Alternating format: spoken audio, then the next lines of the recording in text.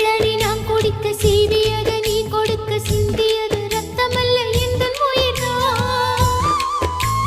கள்ளிருக்கும் தாமரையை கையணைக்கும் வான்பிறைய உள்ளிருக்கும் நாடி எங்கும் முந்தன் உயிர்தான்.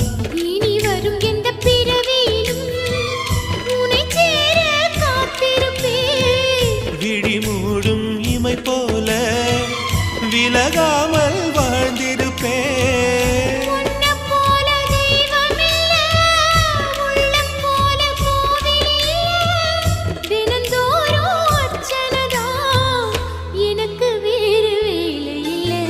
நன்றி சொல்ல உனக்கு வார்த்தை இல்லை எனக்கு, நான் தான் மயங்குறேன். உன்னுடைய மனசும் என்னுடைய மனசும் ஒன்றாய் சங்கமம்.